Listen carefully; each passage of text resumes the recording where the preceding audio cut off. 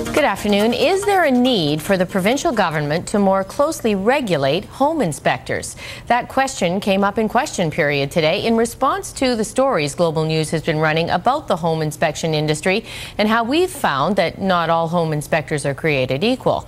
Take, for instance, this house where one home inspector found 3 serious problems that he said could cost upwards of $100,000, and another inspector who found only 1 problem and gave the house an 8 out of 10. A discrepancy the NDP raised in the legislature. The home inspectors have only been around about 15 years, and only in the last 5 years have concerns become very obvious to pretty much everybody that's buying a house or a leaky condo in British Columbia. Clearly, regulations are needed. Evidence is mounting. Why we are now hearing stories that anybody with $300 and a computer can become an online certified home inspector.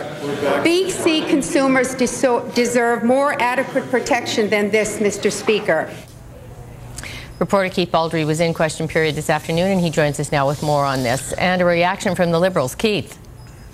Yeah, it's interesting. The NDP, obviously watching our stories, reporter Elaine Yong's been doing a great job this week. It came up in question period. John Less had obviously been watching our news cast. Didn't really give many answers in the legislature. The other thing they pointed out is they had a letter from the head of the Canadian Association of Home and Property Inspectors writing to the Premier complaining about the Solicitor General, John Less's attitude towards them, saying, look, if you don't stop talking to anybody except me, we're just going to drop the whole issue of regulating your industry. So that certainly raised some questions. We caught up to John Less in the corridor outside of question period, outside of the legislature, and he says when it comes to regulation, he just doesn't think regulating this particular profession is going to do anything for the consumer. Here's John Less in that scrum.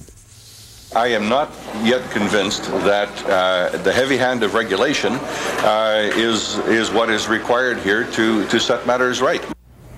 So basically, Keith, it sounds like they don't think there's any need to do anything about this.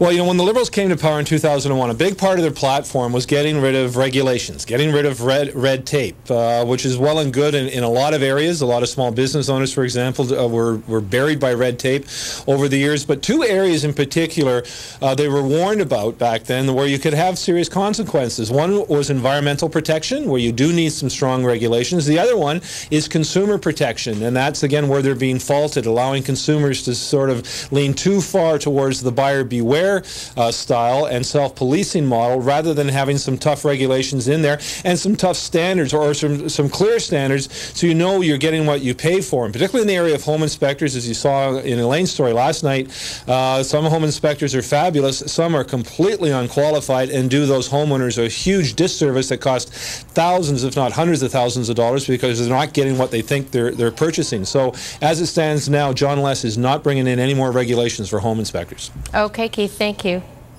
Right. But if you are in need of a home inspection, you shouldn't despair because there are ways to find a reliable inspector. And our Elaine Yong is here with her story today. Elaine. Well, Deb, there are a lot of good, reputable home inspectors out there. The hard part, of course, for the potential home buyer is how do you find one? The first thing, find your own inspector. Don't rely on the real estate agent to recommend someone. As we told you earlier in the week, membership in an association is no guarantee of quality and training. There is another group called the Independent Home Inspectors of North America, and all these members have agreed not to actively solicit realtor referrals. And here are a couple of local inspectors that have excellent consumer information on their websites, homeinspectionsbc.com. It's very important, Deb, do your homework. Ask pointed questions about experience, education, the report you're going to get, and get some referrals. Coming up on the News Hour, we look into what recourse wronged homeowners have after a bad inspection. Deb?